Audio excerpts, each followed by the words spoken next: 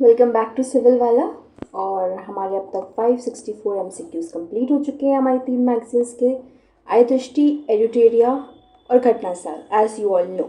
ठीक है, तो चलो आज 565 क्वेश्चन से शुरू करते हैं and let's complete maximum questions try करते हैं। चलिए, तो आज का पहला क्वेश्चन है कि हैदराबाद का मुक्ति दिवस कब मनाया जाता है। Hyderabad liberation day is celebrated on which date?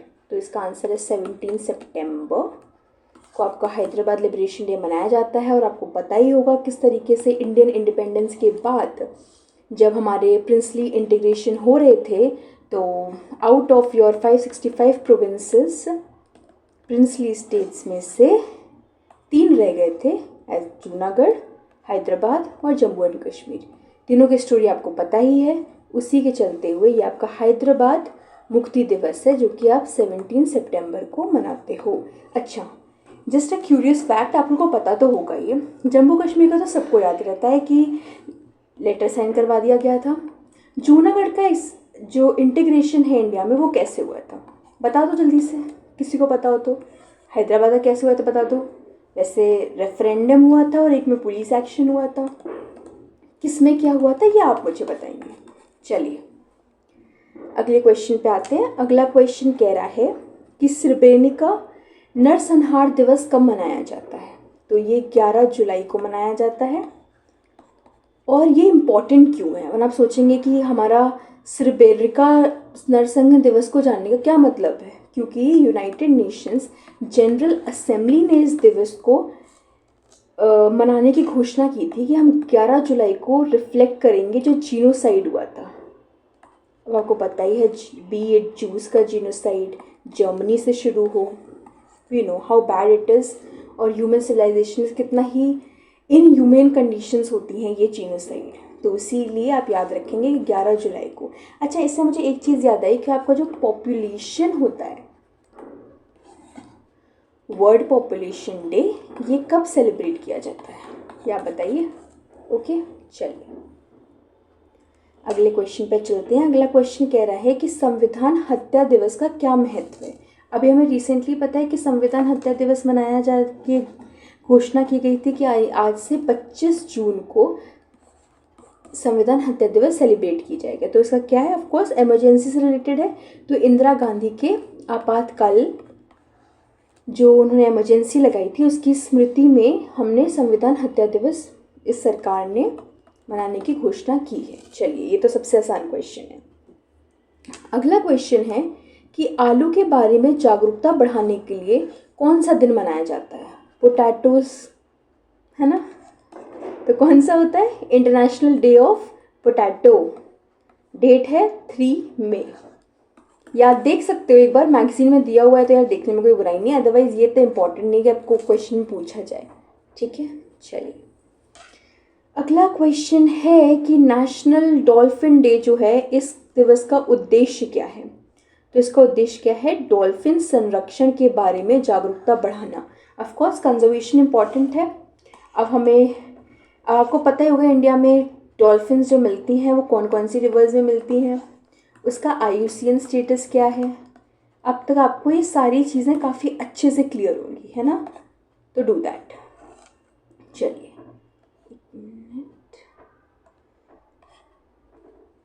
Okay, तो चलो अगला क्वेश्चन है, राष्ट्रीय स्टार्टअप दिवस कब मनाया जाता है। National startup day. आपको पता है India is going to be startup hub होने वाला है। यूनिकॉर्न्स ऑलरेडी बढ़ रहा है। वैसे सबसे ज़्यादा अभी कहाँ पर है? तो USA में है।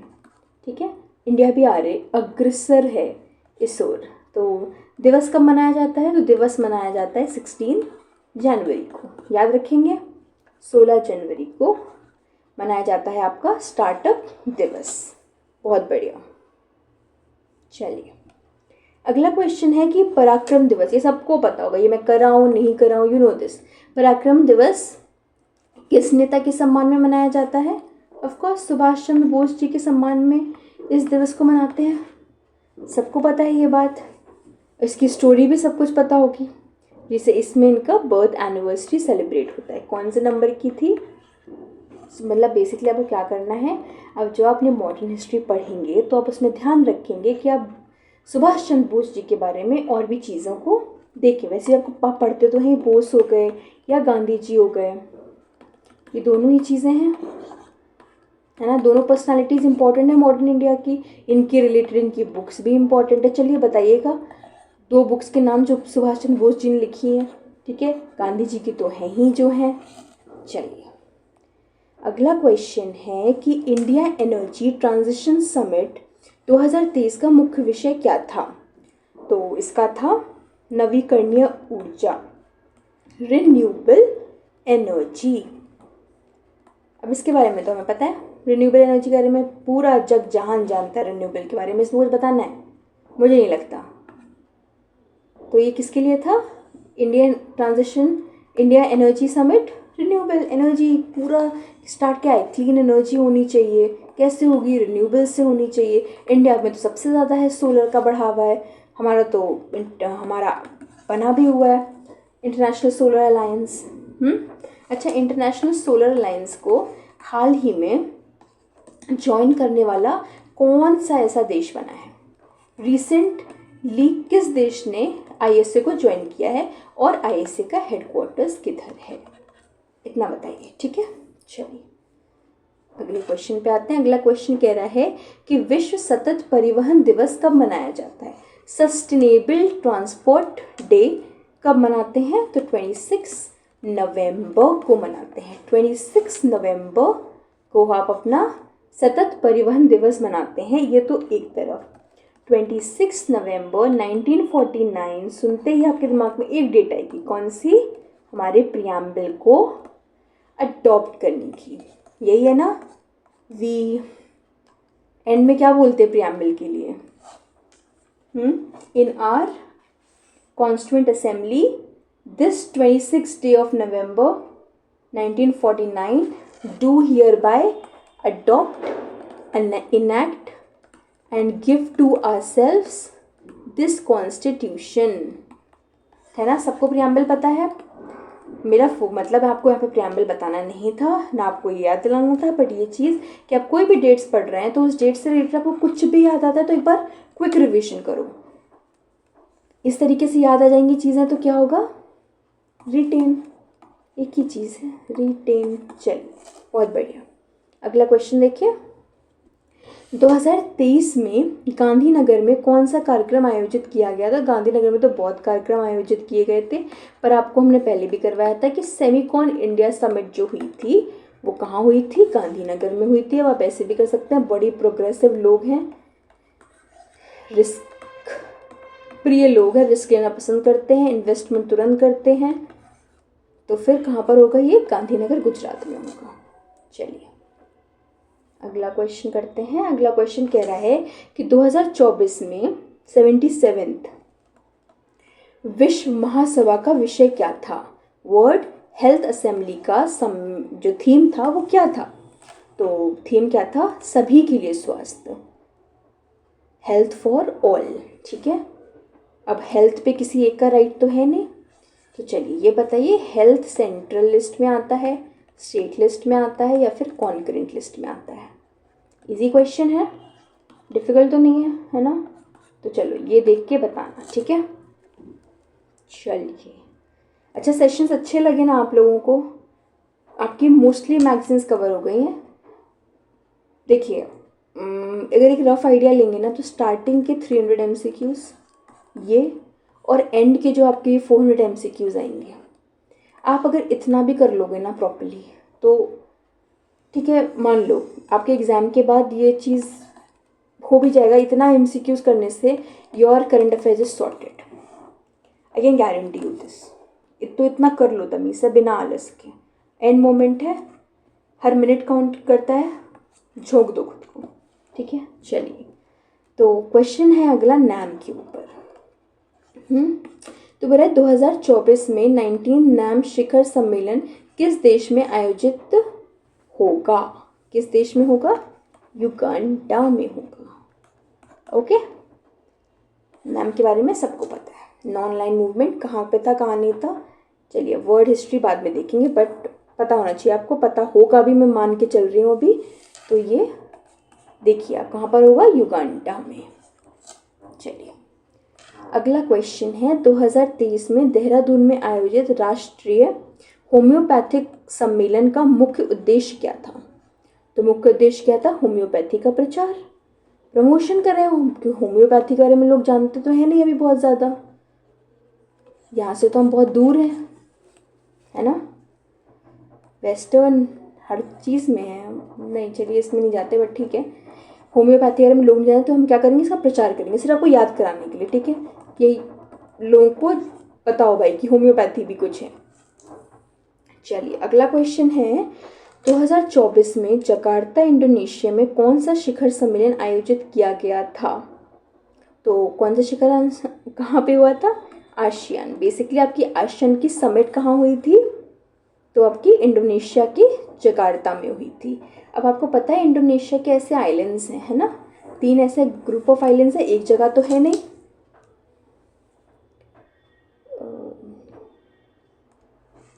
चलिए तो एक जगह तो है नहीं, तो आसियान के थे। अब आसियान में कौन कौन से मेंबर्स हैं ये आपको पता होगा, तो चलिए बता दीजिए, रिवीजन हो जाएगा आपका, फटाफट खुद से बता दीजिए, ठीक है। चलिए ओके, तो अगला क्वेश्चन कह रहा है कि विभाजन जो हुआ था आपका, पार्टीशन, हॉरर्स रिमेम्बरेंस डे जो है, इसका सिग्निफिकेंस क्या था? ऑफकोर्स पेन ऑफ पार्टीशन को याद करवाना। तो ये मनाया कब जाता है, मेजर चीज़ क्या है, तो कब मनाते हैं? 14 अगस्त को मनाते हैं। बेसिकली जो पाकिस्तान का इंडिपेंडेंस डे है उसी को हमने रखा हुआ है हमारा पार्टीशन हॉरर रिमेम्बरेंस डे। इसकी स्मृति दिवस हमने रखी हुई है, जो भी पार्टीशन के दौरान अब क्या क्या हुआ था ये हमें पता है, ठीक है ना, तो ये उसी चीज़ के लिए रखा गया है। ओके चलो अगला क्वेश्चन कह रहा है, ऑपरेशन संकल्प किससे संबंधित है? तो ऑपरेशन संकल्प जो है वो मैरीटाइम सिक्योरिटी से रिलेटेड है, बेसिकली समुद्री सुरक्षा अभियान से रिलेटेड है आपका ऑपरेशन संकल्प। ओके ऑपरेशन संकल्प क्लियर है, समुद्री सुरक्षा अभियान। चलिए बहुत बढ़िया, अगले क्वेश्चन पे आते हैं। अगला क्वेश्चन कह रहा है कि ऑपरेशन कावेरी का उद्देश्य क्या है? ऑपरेशन कावेरी, ठीक है, सारे ऑपरेशन ध्यान में रखिएगा। इसका उद्देश्य क्या है? सूडान से भारतीय नागरिकों को निकालना। सूडान में जो आपके सिविल वॉर चलते रहते हैं वहाँ से इंडियन सिटीजन्स को इवैक्यूएट करने के लिए जो ऑपरेशन चलाया गया है उस ऑपरेशन का नाम था ऑपरेशन कावेरी। अच्छा एक क्वेश्चन याद आ रहा है यार, जब हम रिवर्स पढ़ रहे होते हैं ना, तो आपने पढ़ा ही होगा साउथ की रिवर्स में हमको ज़्यादातर इशू आता है ना। ये कौन सी रिवर्स होती है आपकी? गोदावरी या महानदी, गोदावरी, कृष्णा, कावेरी। तो एक रिवर होती है ठीक है, जिसके ऊपर एक फॉल बनता है जिसका नाम है चित्रकूट फॉल्स, ठीक है। अब चित्रकूट फॉल्स किस रिवर पर हैं ये आप मुझे बताएंगे। बहुत इंपॉर्टेंट क्वेश्चन, अगर आपको नहीं पता है तो आप एक बार सर्च कर लीजिए इसको, बट ये मुझे बताइए, कोई और नहीं बताएगी बट ये ज़रूर बताना, ठीक है, मोस्ट इम्पॉर्टेंट क्वेश्चन। चलो तो कावेरी समझ में आ गया, कावेरी क्या था? सूडान से भारतीय नागरिकों को निकालना।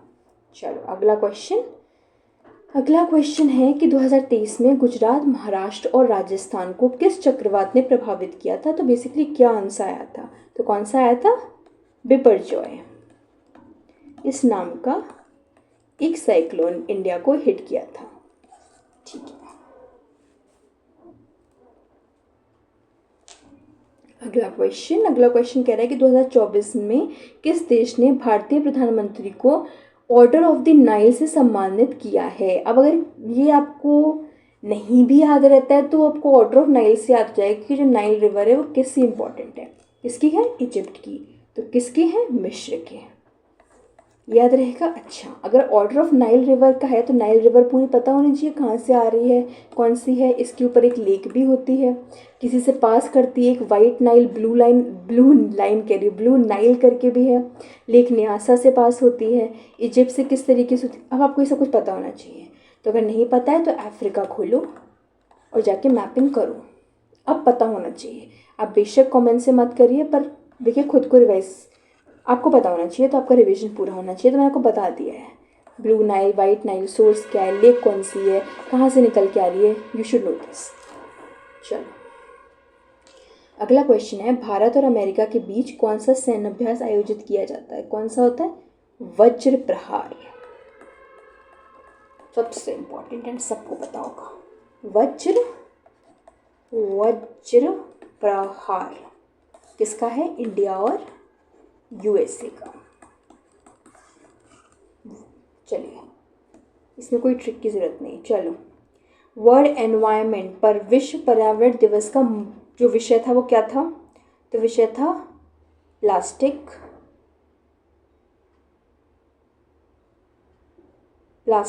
Versus planet. प्लास्टिक बनाम ग्रह, basically plastic versus planet. Plastic को हमें पता है, हमें पूरा सिंगल यूज़ प्लास्टिक किस तरीके से गवर्नमेंट ने बैन करी है, ये सब चीज़ें। तो ये इसका क्या है? Plastic versus planet. तो ये आपका विश्व पर्यावरण दिवस का थीम था 2024 का, मोस्ट इम्पॉर्टेंट, पता होनी चाहिए। ठीक है, चलो अगला है विश्व, ये जो आपका ट्यूबरक्लोसिस डे है, ट्यूबरक्लोसिस जो दिवस है वो कब मनाया जाता है? वर्ल्ड ट्यूबरक्लोसिस दिवस। तो कब मनाते हैं? 24 मार्च को मनाते हैं। तो टीबी के अगेंस्ट अवेयरनेस होना चाहिए, इसीलिए मनाते हैं। तो डे आपको याद रखना है, 24 मार्च को क्या आता है? टीबी का दिन। चलो अगला क्वेश्चन कहता है कि 2024 में किस सूचकांक में भारत को वैश्विक स्तर पर 39 स्थान दिया गया है? कैसे भी कर लो बट ठीक है। टूरिज्म और ट्रैवल और टूरिज्म इंडेक्स जो यात्रा और पर्यटन विकास सूचकांक है उसमें भारत की रैंक 39 है। आपको इस तरीके से याद करना है। और ये निकालता कौन है ये आप बताइए, ठीक है। ट्रैवल एंड टूरिज्म इंडेक्स कौन निकालता है ये पता होना चाहिए। और इंडिया की क्या रैंक है इतना पता होना चाहिए, बाकी सब सॉर्टेड है, ठीक है। तो travel and tourism index, okay. तो क्वेश्चन क्या है अगला? 2023 के अंतर्राष्ट्रीय साक्षरता दिवस का विषय क्या था? लिटरेसी, इंटरनेशनल लिटरेसी डे के बारे में पूछ रहा है। तो क्या था इसका? था परिवर्तनशील विश्व के लिए साक्षरता को बढ़ावा देना, लिटरेसी को प्रमोट करना for a world in transition. आपको पता है दुनिया इधर से उधर हो रही है, हम कहते हैं ना इस तरीके से। तो क्या हर किसी को लिटरेट होना चाहिए। एवरीबडी नोज कि लिटरेट होना इज़ सो इम्पॉर्टेंट। जो अभी लिटरेट की डेफिनेशन है उस हिसाब से नहीं, बट एक अवेयर्ड एजुकेटेड पर्सन के तरीके से। तो इस तरीके से आप याद करिए, परिवर्तनशील विश्व के लिए साक्षरता को बढ़ावा देना, ठीक है। चलिए अगला क्वेश्चन है कि 2024 में मेगन नामक का जो चक्रवात था वो किस क्षेत्र में आया था? तो ये मेडागास्कर में आया था, ठीक है। ये मेडागास्कर का चक्रवात था, नाम क्या था? Megan, okay.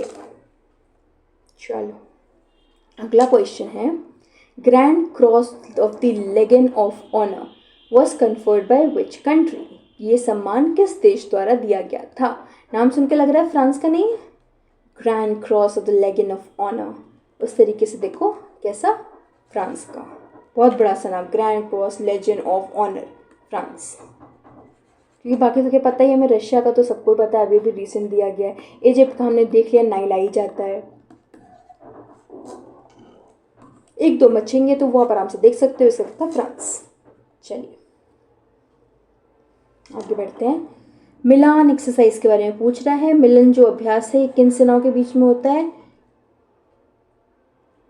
आराम से, मल्टीनेशनल बहुराष्ट्रीय नौसेना बल के बीच में मिलन एक्सरसाइज आपकी होती है, ठीक है।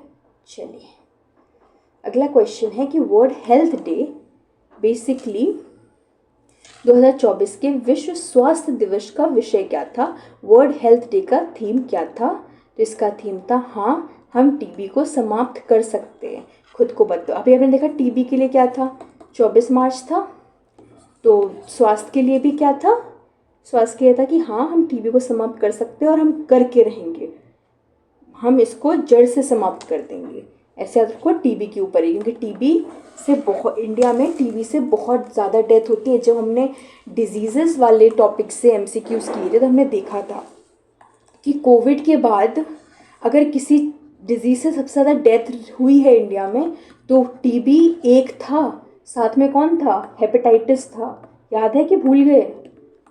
ये पता होना चाहिए। तो क्या टीबी के साथ हेपेटाइटिस। तो हाँ, हम टीबी को समाप्त कर सकते हैं। ये स्वास्थ्य दिवस का आपका विषय था, इसको आप बहुत ढंग से याद रखेंगे। ट्रेंड्स में, स्टैट्स में, एनालिसिस में ये चीज़ बताई गई थी कि टीबी प्लस हेपेटाइटिस ये दूसरे नंबर पे मृत्यु दर में सबसे ज़्यादा इन्हीं का योगदान है कोविड के बाद। ठीक है, और मैं साथ एम्फसाइज नहीं कर सकती आपके लिए कितना इम्पोर्टेंट है। ओके, इंग्लिश में क्या है? इंग्लिश में है yes we can end TB. Okay, चलिए अगला क्वेश्चन है कि 2024 के ग्लोबल स्टार्टअप इकोसिस्टम इंडेक्स में कौन सा देश पहले स्थान पर है? तो कौन सा देश पहले स्थान पर है, मैंने अभी थोड़ी देर पहले डिस्कस किया था। देखिए घूम फिर क्वेश्चंस वही बनते हैं। इंडिया में ऑफकोर्स अग्रसर है इंडिया उसकी तरफ, बट सबसे पहला कौन है? It's America, USA. तो आंसर क्या होगा? अमेरिका पहले स्थान पे है। इन्वेस्टमेंट तो आता ही आता है यहाँ से, बट हमने देखा था रिसेंटली अभी इंडिया में जो एफडीआई आया है वो कहाँ से आया है? यूएसए से नहीं आया है। कौन सा देश है? आसियान का एक देश है, नाम है सिंगापुर। तो ऐसे याद रखो तभी याद होगा, वरना ना एकदम से नहीं होते सारी चीज़ें एक साथ याद हो जाएं, ऐसा नहीं होता है। चलो अगला क्वेश्चन कह रहा है कि 2024 के विश्व वेटलैंड्स दिवस का विषय क्या था? तो अब वेटलैंड्स देश का क्या था कि वेटलैंड्स और मानव कल्याण, वेटलैंड्स के थ्रू ह्यूमन वेलबींग कैसे हो रहा है, तो ये था इसका थीम। तो याद रखेंगे हम वेटलैंड्स। वेटलैंड्स किसके होता है? पूरी स्टोरी आपको पता है। ईरान के रामसर शहर में 2 फरवरी को वेटलैंड्स डे मनाया जाता है। इस तरीके से हुआ था। और रिसेंट के वेटलैंड्स कौन से हैं ये आपको ऑलरेडी कराया जा चुका है। यूपी के कितने हैं ये भी कराया जा चुका है। लेटेस्ट एडिशन कौन से हैं ये भी कराया जा चुका है। तो क्या है? कुछ नहीं, सब है तो ज़िंदगी बहुत बढ़िया है। चलिए अगला क्वेश्चन है 2024 में फॉर्च्यून ग्लोबल 500 सूची में कौन सी कंपनी पहले स्थान पर है? कौन सी है? जियो तो नहीं है। कौन सी है? वॉलमार्ट। ठीक है, तो फॉर्च्यून ग्लोबल 500 की लिस्ट में वॉलमार्ट सबसे फर्स्ट पोजीशन पे है। चलिए अगला क्वेश्चन है कि 2024 में टाइम मैगजीन के पर्सन ऑफ द ईयर का नाम किसे दिया गया है? किसको मिला है? हाल ही में हमने भारत का एक रत्न खोया है। बिल्कुल सही, रतन टाटा जी। तो क्या रखेंगे आप? Person of the year Tata group को मिला है। ओके, चलिए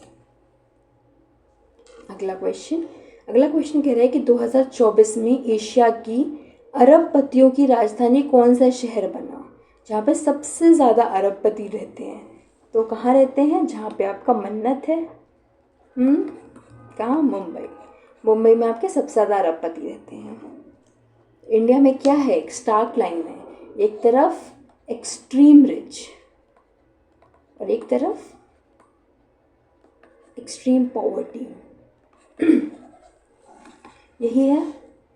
चलिए खैर ये मेंस का मुद्दा है, अभी टच नहीं करेंगे। अच्छा किसी ने ये भी पूछा था मैप के लिए, तो या आप अभी प्रीलिम्स कर लो, प्रीलिम्स के बाद हर टाइप का मैप बनवा लेंगे, इस पे मत जाओ भी। ठीक है, इंडिया का मैप भी वो सब बन जाएगा, वो सब चीज़ें आपको फॉलो अप हो जाएंगी। ठीक है, तो उधर अभी मत जाओ, अभी अभी इस पे काम करो जो इम्पोर्टेंट है। Okay, this will be done. चलिए अगला क्वेश्चन है एरावस सुपर कंप्यूटर का दुनिया के शीर्ष 500 की सूची में कौन सा स्थान है? पढ़ा था ना हमने टेक्नोलॉजी में, साइंस एंड टेक्नोलॉजी में। क्या स्थान है? 110वें नंबर पे है एरावस सुपर कंप्यूटर। ठीक है, चलिए बहुत बढ़िया। अगला क्वेश्चन कह रहा है कि 2024 में दरबार हॉल का नया नाम रखा गया है, तो क्या रखा गया है? गणतंत्र मंडप। बदलकर दरबार हॉल को आप क्या कहेंगे? गणतंत्र मंडप कहेंगे। Very nice. चलिए अगला क्वेश्चन कह रहा है कि महाराष्ट्र के किस उत्पाद को अप्रैल 2024 में जीआई टैग मिला है। तो किसको मिला है जीआई टैग? मिर्च के सितार और तनपुराज, कुछ भी मान लीजिए। तो सितार और तनपुराज मिराज के शहर से महाराष्ट्र के इनको जीआई टैग दिया है। ओके, तो यहाँ पे आते आते हमने कर लिया अपने 600 क्वेश्चन ख़त्म।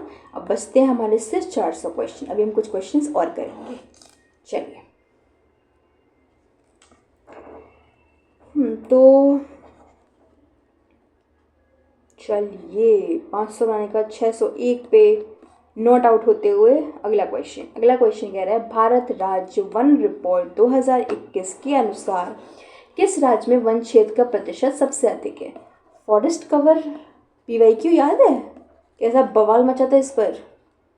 हाँ, तो किसका है? मिजोरम का है। ठीक है, ऐसे क्वेश्चन के प्रिपेयर रहना। ये तो लॉन्ग लास्टिंग हिस्ट्री आयोग की, ये तो होगा ही होगा। एनीवेज, किस केंद्र प्रशासित प्रदेश में वन क्षेत्र का प्रतिशत सबसे अधिक है? किसमें है? कौन सी ऐसी यूनियन टेरिटरी जिसमें सबसे ज़्यादा हाईएस्ट परसेंटेज है फॉरेस्ट कवर का? लक्षद्वीप। आपका लक्ष्य एक है कि आपको लक्षद्वीप जाना है। ठीक है, यहाँ पे क्या है, अब तक अनटच्ड है, लोग यहाँ आते नहीं, मॉरिशस चले जाते हैं घूमने के लिए। तो जब मॉरिशस पे बैन चल रहा था, क्या हुआ? चलो लक्षद्वीप चलें। पीएम का भी ट्वीट आया था ना, चलो। तो ऐसे याद कर सकते हो आप कि सबसे ज़्यादा यूटी जिसमें सबसे ज़्यादा फॉरेस्ट वन क्षेत्र है, कौन सा है? लक्षद्वीप है। चलिए, अगला क्वेश्चन कह रहा है कि अगस्त 2024 तक भारत के कुल कितने रामसर स्थल हैं? अब ये मैगजीन के अकॉर्डिंग बनाया गया था, बट आप अपने एग्जाम देने से पहले देख लेना ये कितने रामसर साइट्स आते हैं और कितने नहीं आते हैं। फिलहाल के लिए इसका आंसर है 85 रामसर साइट्स भारत के पास फिलहाल अगस्त 2024 तक हैं। ठीक है, चलो अगला क्वेश्चन कह रहा है कि किस स्टेट के पास सबसे ज़्यादा हिम तेंदुओं की अधिकतम संख्या किस राज्य में है? तो वो लद्दाख में है। ये समझ में आ गया? लद्दाख, अपना हमारा लद्दाख। चलिए, अगला क्वेश्चन कह रहा है कि 2024 में फोर्ब्स अरबपति सूची में अरबपतियों की संख्या के मामले में भारत का स्थान क्या है? तो क्या है? फोर्ब्स के अकॉर्डिंग, जो फोर्ब्स की बिलियनियर लिस्ट आती है, इसके अकॉर्डिंग भारत के क्या रैंक है, कितने नंबर बिलियनियर्स मिलते हैं, तो उसमें क्या स्थान होगा? 3rd है। ठीक है, किसके बाद? सबसे पहले तो आपको पता है यूएसए में सबसे ज़्यादा बिलियनियर्स बैठे होंगे। इसके बाद चाइना बहुत फास्टेस्ट ग्रोइंग इकोनॉमी है और है भी इंडिया से ज़्यादा। इंडिया की जीडीपी के $1 ट्रिलियन बाई 3 टाइम्स ज़्यादा है चाइना का। तो 3rd नंबर पे आता है इंडिया, यूएसए और चाइना के बाद। आसान याद रहेगा। पर्सन ऑफ द ईयर कौन थे? टाटा ग्रुप को दिया गया था। बिलियनियर्स जो कंपनी थी उसमें कौन थी? वॉलमार्ट थी। ये क्वेश्चन देखे थे हमने फोर्ब्स से रिलेटेड, तो ये याद रखिएगा। चलिए, अगला क्वेश्चन है, भारत में सबसे अधिक मैंग्रोव क्षेत्र किस राज्य में है? ये तो मैंने पूछा भी था आपसे, किसी ने कमेंट भी किया था, तो बहुत बढ़िया। किस में है? वेस्ट बंगाल में है।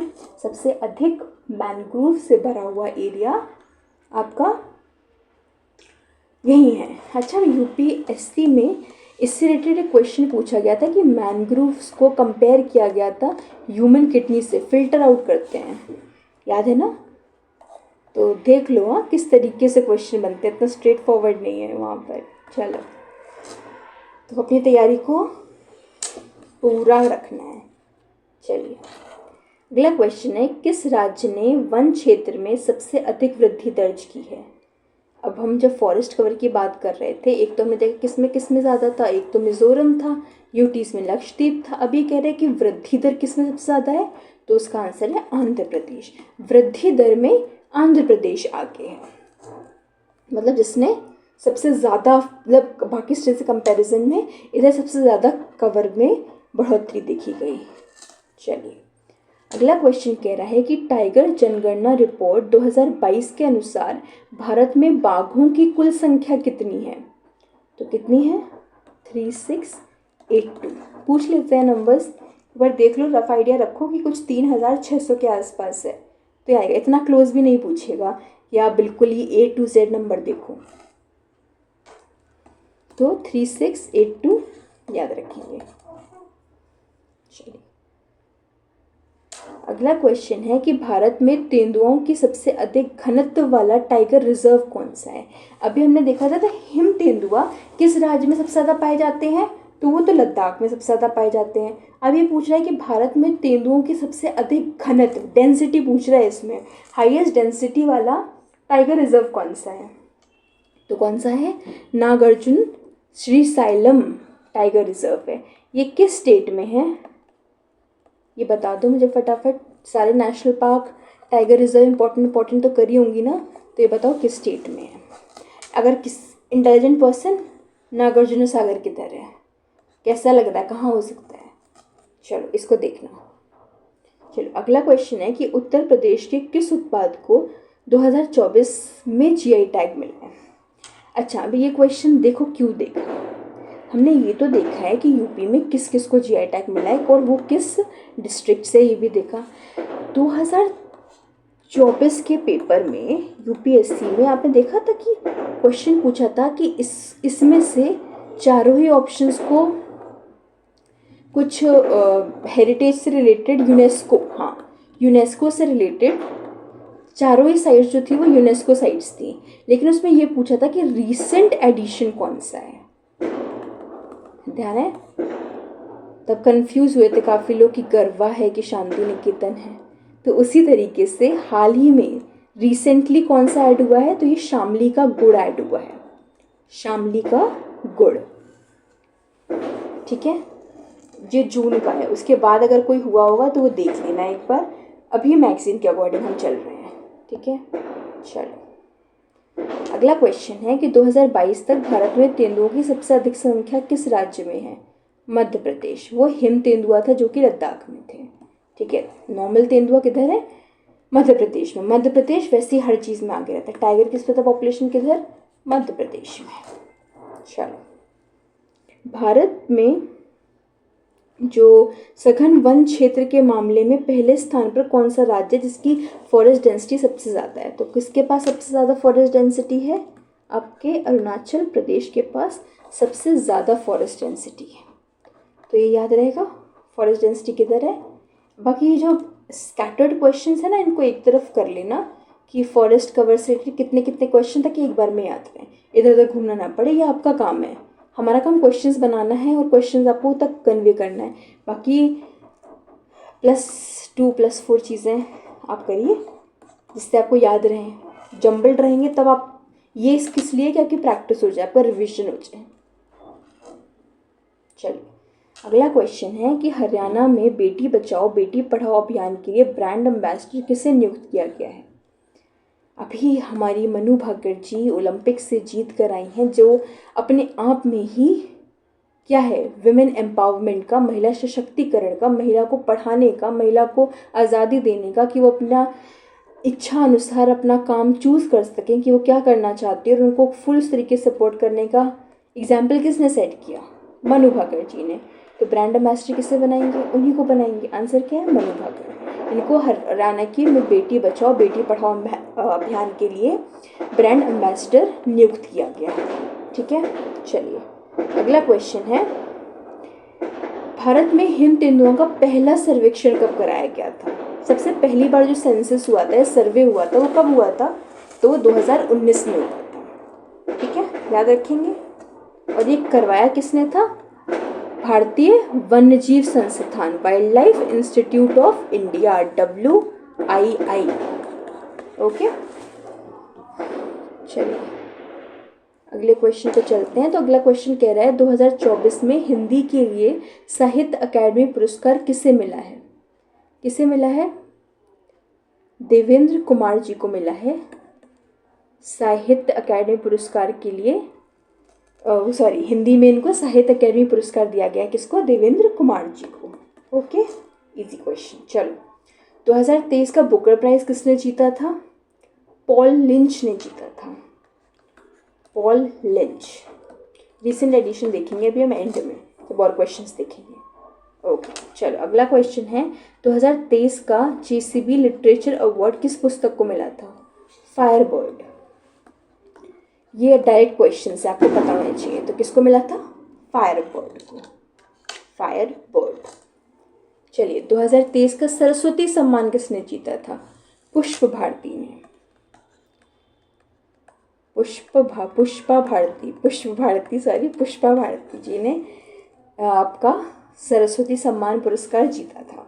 तो ये डायरेक्ट है, आपने पढ़े होंगे, किसने जीता किसने किया, फटाफट देखो, लगाते जाओ, रिकॉल करते जाओ और याद रहता जाएगा। चलिए अगला क्वेश्चन है सर्जिकल ऑन्कोलॉजी के लिए 2023 का रमन मैग्सेसे पुरस्कार किसने जीता था?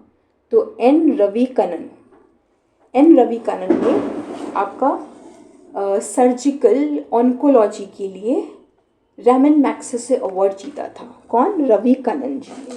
ठीक है, चलिए अगला क्वेश्चन है कि अच्छा, अब नोबेल प्राइज लिटरेचर 2023 का पूछता है, अब याद रखिएगा 2023-24 दोनों का प्रिपेयर रख लो, कोई बुराई नहीं है एक साल पुराना है और याद करने में, ये तो इंपॉर्टेंट अवार्ड्स है ना, आपको पता है इसमें से क्वेश्चंस आते हैं।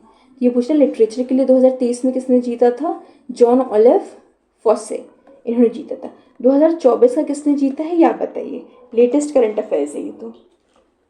ठीक है, चलिए अगला क्वेश्चन है 2024 के 95th ऑस्कर में सर्वश्रेष्ठ फिल्म का पुरस्कार किस फिल्म को मिला? किसको मिला? ओपेनहाइमर। सबने देखी होगी ओपेनहाइमर, है ना? मूवीज़ तो आप लोग बहुत जल्दी देख लेते हैं, सीरीज़ को भी ख़त्म कीजिए, है ना? बिंज वॉच मूवीज़ को करते हो ना, अभी 1 महीने के लिए सीरीज़ को करो, निपटाओ और करंट अफेयर्स अपना स्ट्रॉन्ग कर लो, ख़त्म कर लो एक बार में। तो किसको मिला था? ओपेनहाइमर को मिला था। चलिए अगला क्वेश्चन है 2024 के ग्रैमी अवार्ड्स में बेस्ट ग्लोबल म्यूज़िक एल्बम का पुरस्कार किसको मिला? तो ये एक शक्ति बैंड है, उसको मिला गया था, और इसकी एल्बम कौन सी थी? दिस मोमेंट शक्ति बैंड का जो है, इसको मिला था ग्रैमी अवार्ड 2024। शक्ति बैंड का दिस मोमेंट। चलिए समझ गए आप लोग, है ना? मोमेंट। चलिए शक्ति बैंड का दिस मोमेंट, इसको मिला Grammy award 2024 for best global music album. ये ज़्यादा समझाने की ज़रूरत नहीं पड़ेगी, ये सबको पता होगा। एनीवेज चलिए 2024 का दादा साहेब फाल्के पुरस्कार किस भारतीय एक्टर को मिला था? तो शाहरुख खान को मिला था। Shahrukh Khan fans be alert जारी, सबको पता होगा। चलिए शाहरुख खान जी को मिला था। अगला क्वेश्चन 2024 में सार्वजनिक मामलों के लिए पद्म विभूषण किसे प्रदान किया गया था? ओके, तो किसे दिया था? श्री एम वेंकैया नायडू को ये पुरस्कार प्राप्त दिया गया था। चलिए अगला क्वेश्चन करते हैं 2023 का राष्ट्रीय खेल पुरस्कार बैडमिंटन के लिए किसने जीता? चिराग शेट्टी और सात्विक रनकरेड्डी, इन दोनों ने ही जीता था। बट ये नहीं याद रखोगे तो भी ठीक है, लेटेस्ट जो स्पोर्ट्स का था वो करा दिया गया है, याद रख लोगे तो इट्स ओके। आ गया तो अच्छी बात है, नहीं आया तो वैसे आएगा नहीं, लेटेस्ट देख लिए थे, ठीक है। चलिए अगला क्वेश्चन है 2024 का साहित्य अकादमी बाल साहित्य पुरस्कार किसको मिला था? तो देवेंद्र कुमार जी को मिला था। ओके, चलिए अगला क्वेश्चन देखिए 2024 का साहित्य अकादमी युवा पुरस्कार किसको मिला था? बाल था, ये युवा है। युवा किसको मिला? गौरव पांडे जी को मिला। इजी। चलिए अगला क्वेश्चन कह रहा है 2024 में पद्म पुरस्कारों की सबसे अधिक संख्या किस राज्य को मिली थी? मतलब जिस स्टेट से सबसे ज़्यादा पद्म अवार्ड्स मिले हैं वो स्टेट कौन सा है? तो वो स्टेट महाराष्ट्र है। अब ऐसे भी आ सकता है महाराष्ट्र में बहुत ही ऐसे लोग रहते हैं जो बहुत ही अलग अलग फील्ड्स में निपुण हैं। कोई कला में है, कोई एजुकेशन के फील्ड में है, कोई साइंस, मतलब XYZ। कहाँ पे सबसे मिलते हैं? महाराष्ट्र में मिलते हैं। डाइवर्सिटी फाइंड कर सकते हैं महाराष्ट्र में, एक तरीके से करते भी हैं। बॉलीवुड का एग्जाम्पल ले लीजिए, हर टाइप की डाइवर्सिटी है, याद करने के लिए बता रहे यार, अदरवाइज मत लेना। तो क्या है? महाराष्ट्र। चलिए 2 क्वेश्चन और 6 से 30 तक करते हैं, फिर ख़त्म करते हैं। लंबा नहीं रखेंगे, आप आराम से देखिए, है ना। एक एक दिन के गैप में वीडियो आ जाएंगे, जिससे आपका फटाफट ख़त्म हो जाए, आपको कोई बर्डन ना रहे। ओके, चलो क्वेश्चन क्या कह रहा है कि अच्छा, नरगिस मोहम्मदी को ये जो अवार्ड दिया गया था, नोबेल पीस प्राइज़ दिया था 2023 में, ये किस लिए मिला था? ऑफकोर्स महिला अधिकार और स्वतंत्रता के लिए मिला था। 2023 का हो गया, 2024 का किसको मिला है? जल्दी जल्दी बताओ। ओके, आखिरी क्वेश्चन आज का, वो कह रहा है कि 12वां विश्व हिंदी पुरस्कार किसको मिला है? None other than doctor Usha Thakur. इनको मिला था हिंदी पुरस्कार, world Hindi award, world Hindi award मिला है, ठीक है, नेशनल हिंदी नहीं है ये। तो किसकी इंपॉर्टेंट है इसलिए। तो कौन? डॉक्टर उषा ठाकुर। मतलब बेसिकली ऐसे याद रखो कि हिंदी का बोलबाला पूरे विश्व में हो रहा है।